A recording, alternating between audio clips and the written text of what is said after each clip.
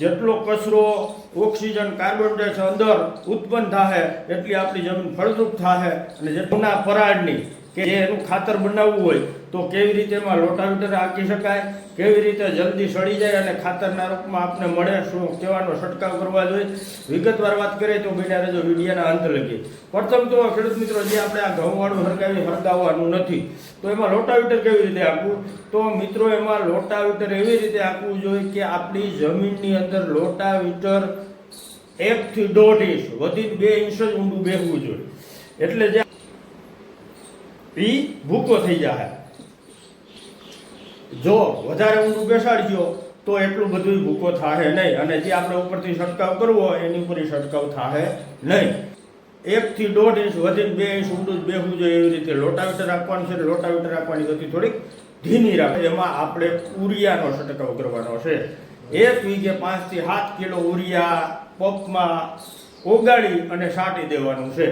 આની પ્રક્રિયા એકદમ ઝડપી થઈ જાય. વાત તમે જોયું છે કે આપણે એ ઘઉંનો પરાળ કે એવો કૂસો હોય ને, આપણો જે ચોમાસું મોલ હોય ને પીળો થઈ જાય.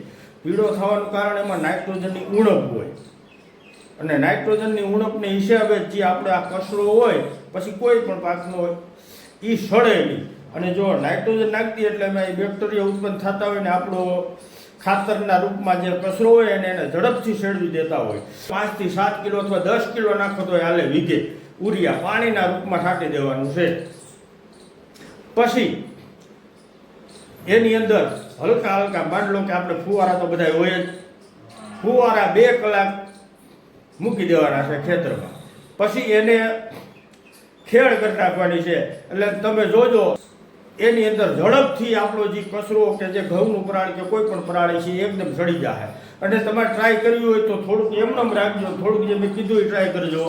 કેટલો ફેર પણની આપણે ખરી કરતા હોય, કોઈ પણ પાકની ખરી કરતા હોય, એ ખરીની અંદર પછીના વરસમાં 2-3 વર્ષ આપણો મોલ એકદમ સારો થતો, એકદમ ફર્સ્ટ ક્લાસ થતો. એનું કારણ છે કાર્બન, પછી આ જે આપણે હું તમને વિડીયોમાં કહેતો હોય કે માઇક્રોરાજા, આ બધી આપણી મિત્ર ફૂગ છે ને એ એમાં વધારે સક્રિય હોય. જેટલો કૂસો એટલી એ આ મિત્ર બેક્ટેરિયા આપણા વધારે સક્રિય હોય.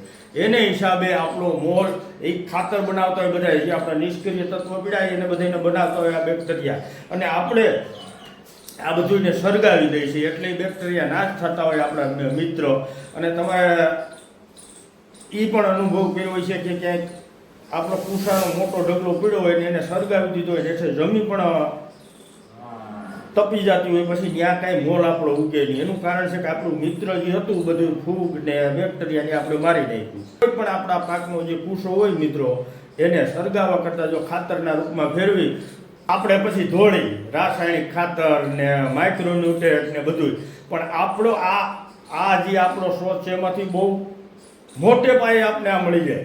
એ તમે કોઈ દી કલ્પના કરી? એક ઘઉંનો પરાળ કે કોઈ એનો પરાળ હોય એમાંથી આપણે સમજી લ્યો બજારમાંથી જે રાસાયણિક એના કરતાં 3 ઘણું મળે. તો આ પર જે મેં પ્રક્રિયા કીધી ખેડૂત મિત્રો એકવાર અવશ્ય અનુભવ કરજો. બસ ખાલી આપણે ઉરિયા છાંટવાનું છે માથે. મેં કીધું રોટાવેટરની ઊંડાઈ ખાલી 1 થી 2 ઇંચ રાખવાની છે. પછી તમે જોજો આવતા વર્ષ 2 વર્ષ સુધી તમારો મોલ કેવો થાય, આપણી જમીનમાં કેટલી ફળદ્રુપતા છીએ. જેટલો કચરો ઓક્સિજન કાર્બન ડાયોક્સાઇડ અંદર ઉત્પન્ન થાય એટલી આપણી જમીન ફળદ્રુપ થાય અને જેટલી આપણી જમીન ફળદ્રુપ થાય એટલું આપણું ઉત્પાદન વધારે મળવાનું છે. આ વિશે તમારો કોઈ પણ પ્રશ્ન હોય ખેડૂત મિત્રો કોમેન્ટ કરજો. હું આવતા વિડીયોમાં આનો બીજા ભાગનો પણ વિડીયો બનાવવાનો છું, તો એમાં હું બધે તમારી ચર્ચા કરે, નામ લઈને ચર્ચા કરે કે આ ભાઈ આ પ્રશ્ન પૂછ્યો તો કોમેન્ટ કરજો ખેડૂત મિત્રો કે તમારે આમાં કોઈ વિશેષ જાણવું છે આના વિશે, તો એનો હું આવતા વિડીયોમાં ઉલ્લેખ જરૂર કરે. આજ એટલું જ મળશું પાછા. તાલગી બધાને જય માતાજી, જય જય.